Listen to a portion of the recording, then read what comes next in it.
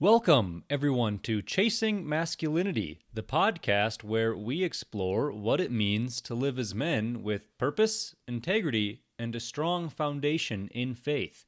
I'm your host, Colton Wutzke, and just like you, I'm on this journey to figure out what it means to be a man in today's world. I want to remind you that I'm not an expert here, or to preach from a place of authority, but rather to share what I've learned and what I'm working through and the steps I'm taking to become a better man. Today, we're diving into an important rule from my 24 Rules of Masculinity. Loving your wife does not mean showing stereotypical signs of love. Now, that may sound a bit counterintuitive, right? We often think of love as showing big gestures, buying gifts, or making grand statements. But true love goes deeper than any of these surface-level expressions. It's about commitment, understanding, and selflessness. It's about moving beyond the stereotypes that culture feeds us and focusing on the real essence of love in marriage. In my own life, this is something I've had to confront and reevaluate. I've realized that focusing on grand gestures or those stereotypical signs of love, like expensive gifts or material offerings, can sometimes distract from the deeper, meaningful connection that marriage should be built on. Love isn't about ticking off a checklist of actions or buying something impressive. It's about creating a bond that's grounded in mutual support, trust, and understanding. And trust me, this is not an easy shift. It challenges how we often were taught to express love as men. As we go through today's episode, we're going to look at the deeper principles of marital love and what it really means to love your wife as Christ loved the church. We'll break down the idea of unconditional love, explore some biblical foundations, and challenge ourselves to think beyond the typical displays of affection that society focuses on. To set the tone for today's conversation, I want to share a verse that embodies the strength and resilience of true love in marriage. It's from Ecclesiastes 4:12, and if you listen to last week's episode, this may sound familiar to you. Though one may be overpowered, two can defend themselves. A cord of 3 strands is not quickly broken. This verse reminds us that true love and commitment are not just about the two individuals, but a deeper connection that also involves God. That's what we're aiming for. A love that's resilient, strong, and deeply grounded in something greater than ourselves. Some of this may sound familiar if you listened into episode 5. This episode, we're going to be diving in deeper to this love that we were touching on last week. So let's jump in and explore what it means to truly love our wives beyond the superficial signs of love.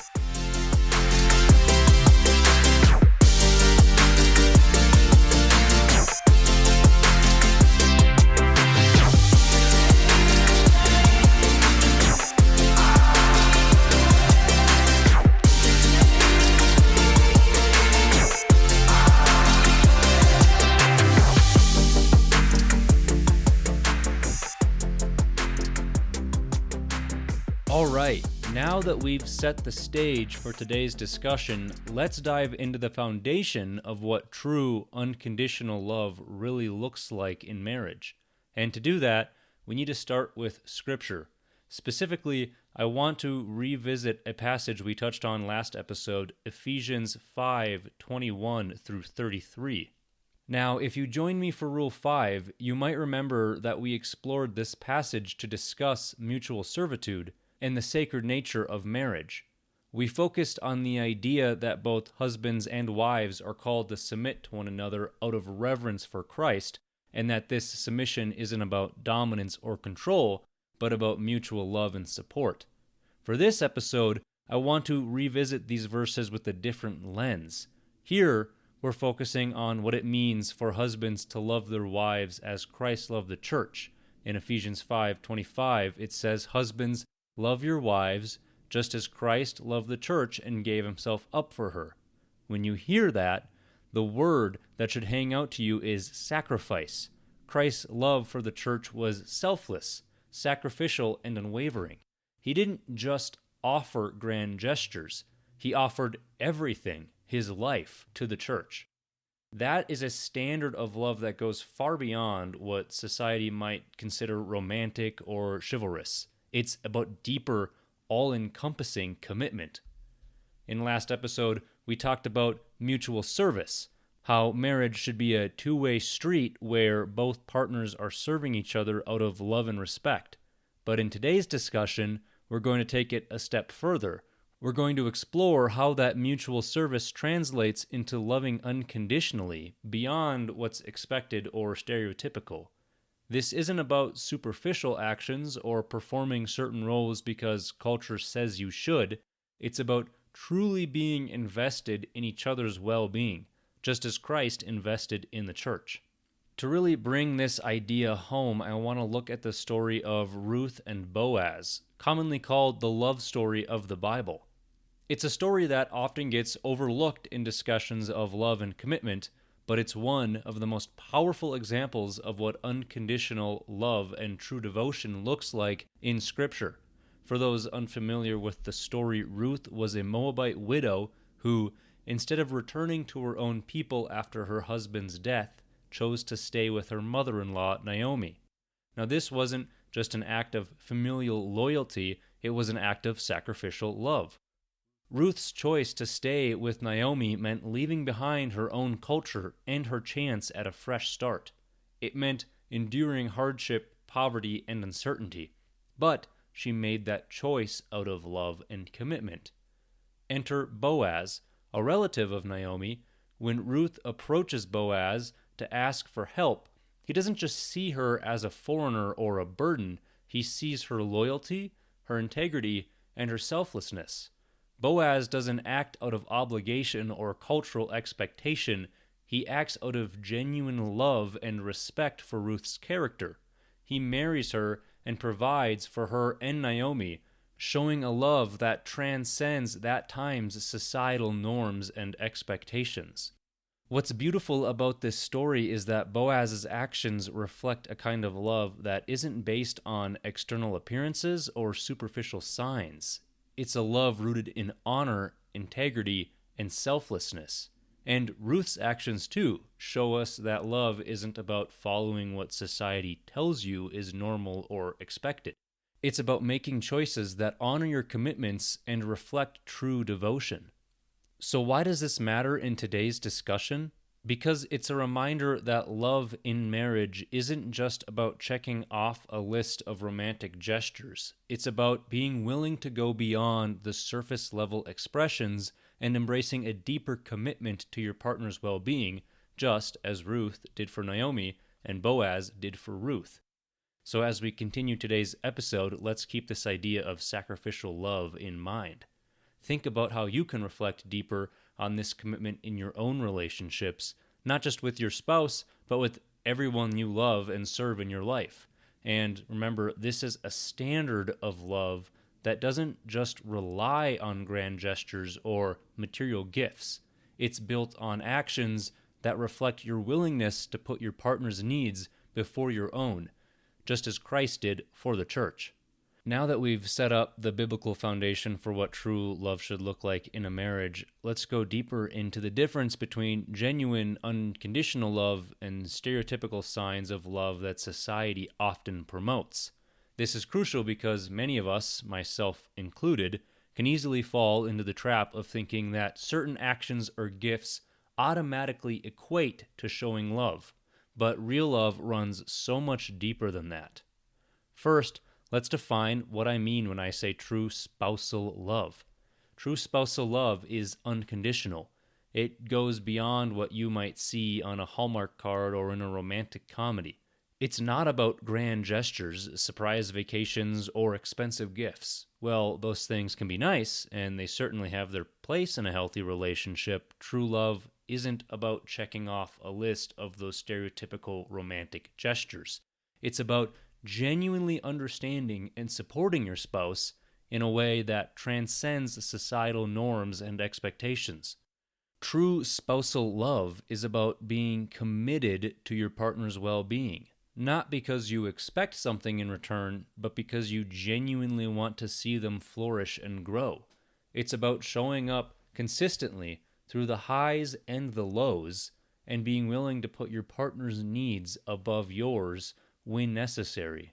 This kind of love requires emotional maturity, empathy, and a willingness to see things from your partner's perspective. On the other hand, society often promotes a more superficial version of love. We've all seen it. Advertisements pushing high-end gifts like jewelry, perfumes, or luxury vacations as the ultimate expression of love. Romantic comedies are notorious for depicting dramatic, last-minute gestures as the pinnacle of love and devotion. And while there's nothing inherently wrong with these things, they can create an unrealistic expectation in relationships. It sends the message that love is primarily about material gifts or grand displays of affection rather than the steady, everyday acts of kindness and commitment that truly build a strong relationship. Let me share a story that really brought this idea home for me. Growing up, my parents had this small farm, and most of what we ate, we either grew or made ourselves. One of the staples in our house was homemade bread. My dad would often be the one to bake it, and he took a lot of pride in it. And every time he sliced into a fresh loaf, he'd take the very first piece, the end piece, or the butt of the bread, and give it to my mom. Now, my dad did this because he grew up in a big family where the end pieces were considered the best part. It was something he and his siblings would actually fight over. So, to him, giving that piece to my mom was his way of saying, "Here, you get the best part." But here's the kicker. My mom actually hated the butt of the bread. It was her least favorite part. And yet, she kept taking it because she thought it was just part of the routine. Now, they didn't figure this out until long after their divorce, when they were laughing about the old days. What seemed like a small communication was actually symbolic of a deeper misunderstanding in their relationship. My dad thought he was showing true love, but my mom wasn't feeling loved by that gesture. She felt like he wasn't listening to her preferences or understanding what she truly wanted. And this got me thinking, how often do we assume we're showing love in a way that's best for us instead of considering what our spouse actually needs or wants? True spousal love isn't about doing what we think is best. It's about doing what actually makes our partner feel loved and valued. In modern society, we're constantly bombarded with messages about what love should be like. We're told that giving flowers on Valentine's Day or buying expensive jewelry on anniversaries is the ultimate expression of love. And again, there's nothing wrong with these gestures in and of themselves, but the problem arises when we start using these stereotypical acts as substitutes for genuine, intentional expressions of love. If you're in a long-term relationship, then you know that love isn't always glamorous. It's often found in the everyday moments. The moments where you listen to your partner vent about a bad day at work, or when you take on extra chores around the house because your spouse is exhausted. These actions might not seem romantic in the traditional sense, but they're a far more accurate representation of true love than any grand gesture could ever be. Modern culture often promotes materialism as a measure of love. These luxury vacations, designer clothes, or the latest gadgets. And while there's nothing wrong with enjoying these, they shouldn't become the cornerstone of any relationship. Material gifts might boost someone's ego or make them feel appreciated in the moment, but they're not what holds a relationship together in the long run. What truly matters are the sacrifices you're willing to make for each other and the way you prioritize your partner's happiness and well-being. So, what does this mean for us as men and husbands? It means we need to dig deeper. It means we need to stop relying on stereotypes or societal expectations to dictate how we show love to our wives or partners. Instead, we need to focus on being present, understanding your spouse's needs, and making sure our actions align with what actually makes them feel loved and valued. In a world that often prioritizes appearances and grand gestures, we're called to build relationships that are rooted in something deeper. We're called to cultivate love that's based on genuine understanding, mutual respect, and selfless service, just as Christ loved the church. Now, let's talk about something crucial to our discussion of love in marriage, the idea of mutual respect and understanding. This ties back to our conversation in episode 4, where we addressed the flawed model of masculinity often promoted by Western culture. In that episode, we explored the concept of the alpha male as it promotes dominance and control, which undermines the value of true masculinity and genuine relationships. Today, we're diving into why mutual respect and understanding are essential for cultivating real love and a healthy marriage. Let's start by acknowledging that our culture often pushes a flawed model of masculinity. We see this in media portrayals, societal expectations, and even the advice we hear growing up. This Western culture often emphasizes that a real man is someone who's always in control, never shows vulnerability, and maintains power in every relationship. This model suggests that the success of a man, even in his personal relationships, is tied to his ability to assert control and maintain dominance. And honestly, that's not only exhausting, it's fundamentally wrong. This idea of masculinity being about control isn't just problematic for the men who try to live up to it, it's damaging to their relationships, especially in marriage. When men buy into this flawed narrative, they miss the chance to build genuine connections based on love, understanding, and mutual support. And this isn't just theory. This misconception impacts real relationships every single day. In episode 4, we explored how chasing the alpha male mentality sets up men for failure by emphasizing power over purpose. We talked about how pursuing dominance often leads to toxic behaviors that undermine genuine connection and fulfillment. Today, we're seeing how that same flawed concept of masculinity plays out in marriage. When men approach their relationship with their spouse from a place of power rather than partnership, it erodes the foundation of love, trust, and respect. To truly love your spouse in the way Christ calls you to, you need to let go of the need to control and embrace genuine masculinity that values respect and understanding over dominance. And while this shift might seem subtle, it's absolutely essential. True masculinity at its core values partnership and prioritizes the well-being of your spouse. When you love your wife as Christ loved the church, you're not just fulfilling your role as the husband, you're living out what it means to be a real man. This means prioritizing unity, empathy, and understanding over maintaining power or appearing strong. Philip Holmes, in his article, "She is Me, Loving Your Wife as Your Own Body," makes an essential point about unity in marriage. He emphasizes that the unity we experience in marriage reflects our unity with Christ. This isn't about one partner losing their individuality, it's about creating a deep connection based on love, respect, and mutual understanding. Holmes points out that when Paul talks about loving your wife as your own body, it's not just a poetic sentiment, it's a call to a radical type of unity, where you and your spouse are truly one. This unity doesn't come from asserting control over your spouse or trying to prove your authority, it comes from a place of humility and service.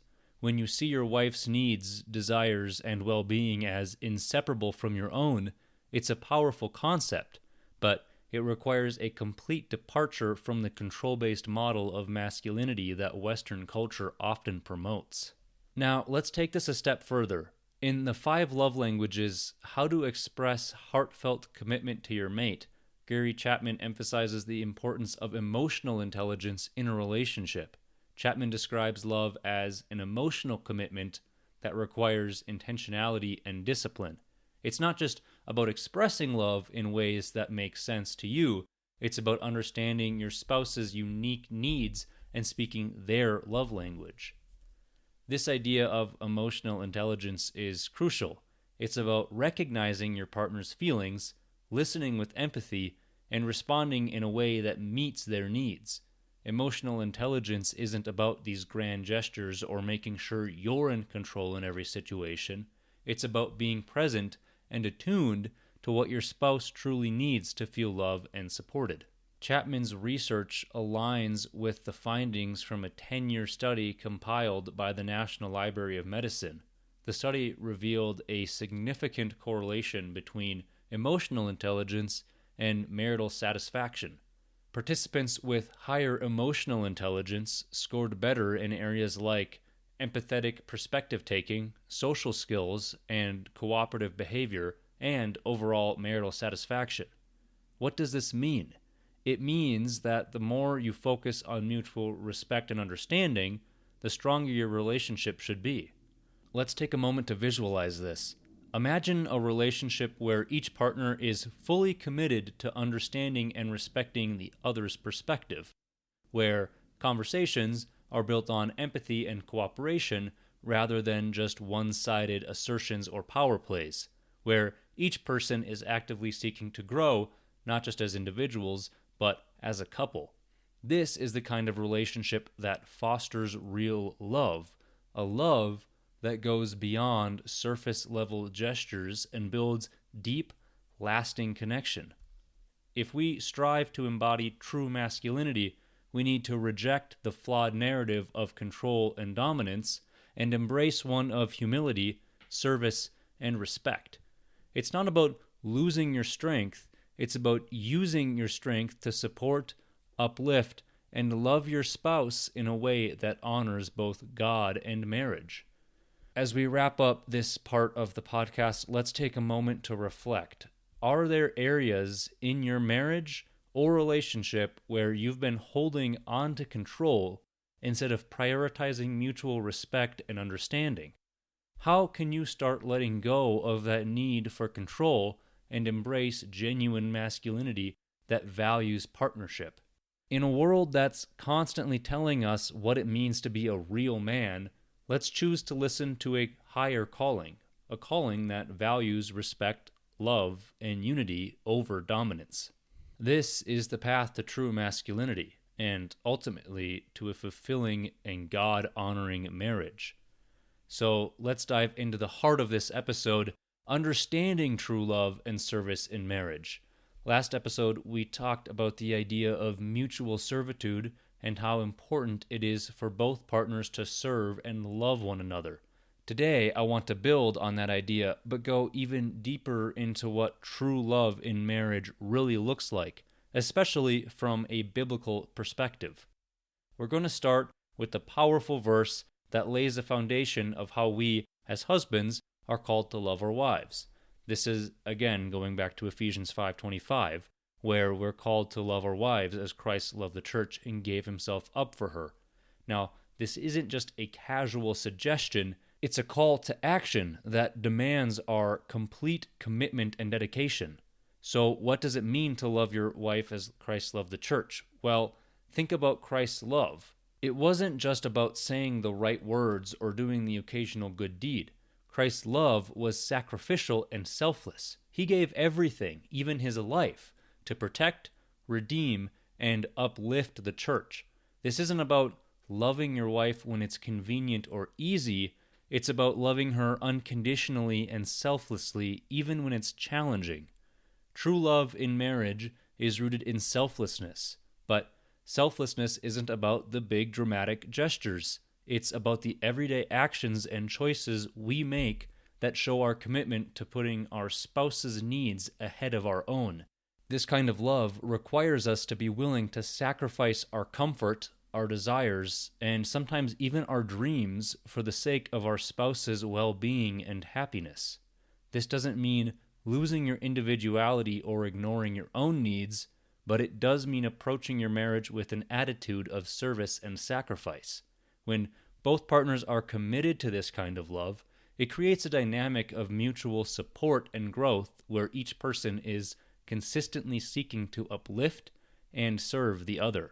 When you love someone sacrificially, you're not just thinking about what they can do for you or how they can make you happy.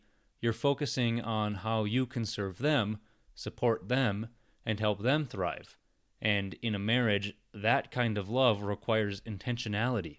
Intentionality is a key to any successful marriage. It's not enough just to feel love or assume your partner knows you love them. You have to be intentional in showing that love through your actions, your words, and choices. Intentionality means making a conscious effort every single day to put your spouse first and to demonstrate your commitment to them in meaningful ways. One of the most important ways to be intentional in your marriage is through communication. Loving your wife as Christ loved the church means being open and honest about your feelings, your needs, and your struggles. It means creating a safe place for your wife to do the same. Communication isn't just about talking, it's about listening and empathizing and trying to understand each other on a deeper level. Gary Chapman in The 5 Love Languages talks about the importance of understanding your spouse's unique love language. True love isn't about expressing love in the way that's easiest for you. It's about learning what makes your spouse feel most loved and then intentionally choosing to show your love in that way. That could mean offering words of affirmation, spending quality time together, doing acts of service, giving thoughtful gifts, or simply being physically present and affectionate, even if these aren't things that necessarily align with how you would typically like to feel loved. This intentionality creates a strong foundation of trust and security, which allows both partners to be open, vulnerable, and fully invest in that relationship. It's about recognizing that love isn't just a feeling, it's a choice, an action, and a commitment. Beyond being intentional, true love in marriage requires understanding. You can't truly love your spouse if you don't take the time to understand them, what they value, why they struggle with what they do, and what makes them feel supported. This understanding comes from genuinely paying attention to your spouse and making an effort to get to know them on a deeper level. Think about the example of Christ's love. He didn't just love the church from a distance, he walked with people, listened to their struggles, and showed compassion and empathy. In marriage, we're called to do the same. This means being attentive to your spouse's needs, showing empathy when they're struggling, and offering support in ways that feel meaningful to them. To sum it up, Ephesians 5:25 calls us to a love that is selfless, sacrificial, and intentional. True love in marriage isn't just about following societal norms or checking off boxes. It's about actively choosing to serve, support, and uplift your spouse every single day. That requires communication, empathy, and a deep commitment to understanding and meeting your spouse's needs. I want you to ask yourself, are you being intentional in showing love to your spouse or partner? Are you listening, empathizing, and making an effort to understand them on a deeper level? And most importantly, are you committed to loving them in the way that reflects Christ's sacrificial love? All right, now let's get into the practical side of what we've been talking about. When it comes to fostering true love and mutual servitude in marriage, this isn't just about theory or ideas. It's about putting it all into practice. What I'm about to share with you isn't just my personal insight, but a collection of principles that I've gathered from a variety of sources and distilled it into some key actionable steps that can help you build a stronger and more loving relationship with your spouse. These are habits that I've tried to implement in my own life as well, and trust me, it is an ongoing journey. One of the simplest yet most impactful things that you can do to foster true love in your marriage is to perform daily acts of kindness. These don't have to be grand gestures. It's the small, everyday things that show your commitment and care. This could be making your spouse a cup of coffee in the morning, pouring them a glass of wine at night, or taking a few extra minutes to ask how their day went and really listen to their answer. These small acts might seem insignificant on their own, but over time, they create an environment of love, respect, and appreciation.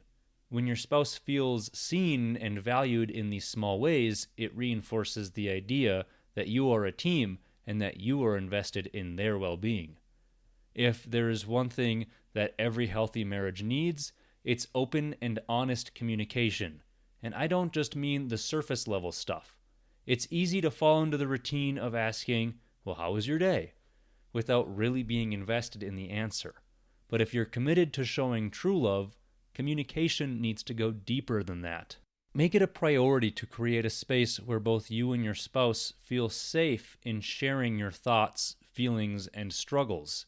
This kind of communication isn't about talking, it's about listening without judgment, showing empathy, and validating each other's experiences.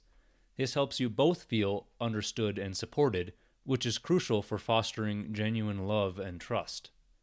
We've all heard the phrase, a happy wife, happy life. But that shouldn't be interpreted as just keeping your wife content. True love and mutual service are about making sure both partners feel supported and valued. One way to do that is to share household responsibilities. This doesn't mean you should keep a running tally of who's done what. It's not a competition, it's just about having the mindset of partnership and teamwork. If one of you is the finance guru, let that person take the lead. If one of you enjoys cooking more, great, let them do that. Just make sure that the other one is doing something that balances the workload, like cleaning up or just handling other tasks. This approach not only lightens the load for both partners, but it also shows that you're invested in each other's well-being and willing to put in the work to keep the home running smoothly. A marriage grounded in faith is a marriage that thrives.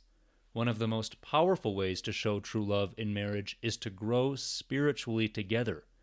This does not have to be overly complicated. Start small with a few minutes of prayer in the morning or evening, or commit to reading a devotional together once a week.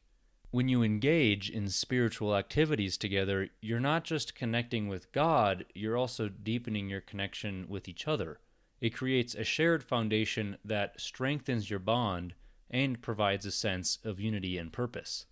It's easy to get caught up in the day-to-day responsibilities of marriage and lose sight of each other's dreams and aspirations. But true love involves supporting your spouse's personal goals and helping them become the best version of themselves. Take the time to ask your spouse about their goals and what they're working towards, what challenges they're facing, and how you can support them.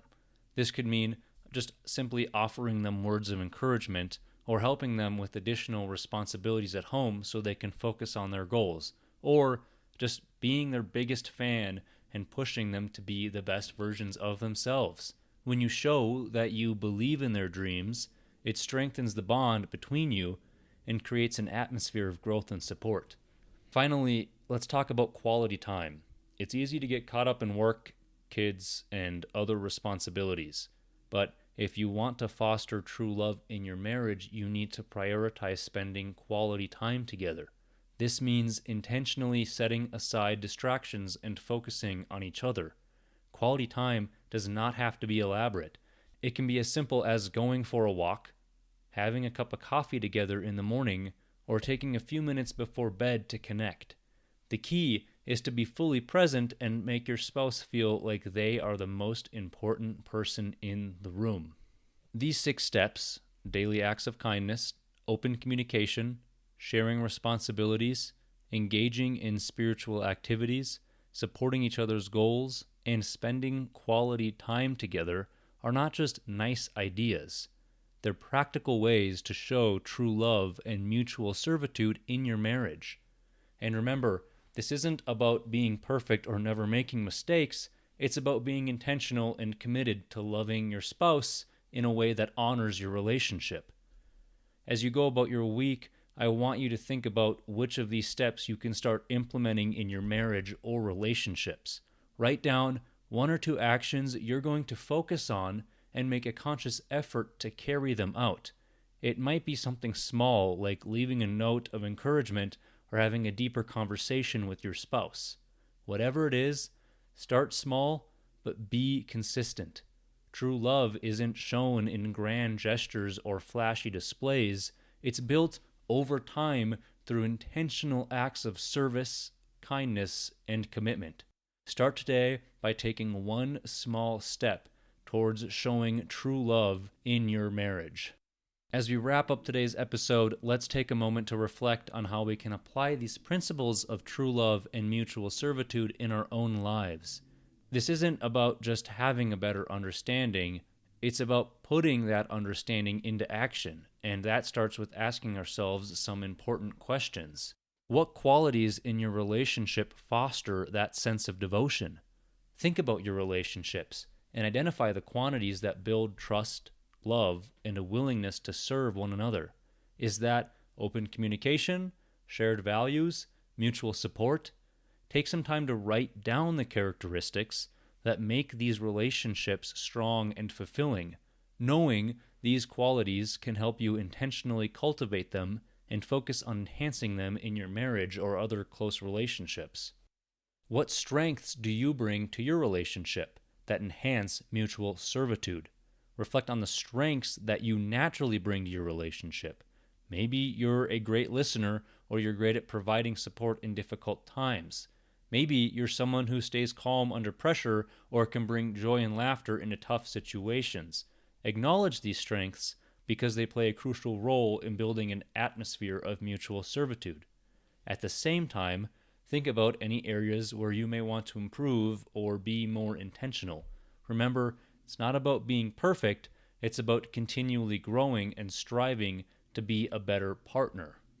How can you implement daily or weekly acts of service in your marriage or relationships? Think about simple but meaningful ways you can show love and serve the important people in your life. This could be small daily acts of service, like taking on a chore without being asked, or listening attentively after a long day.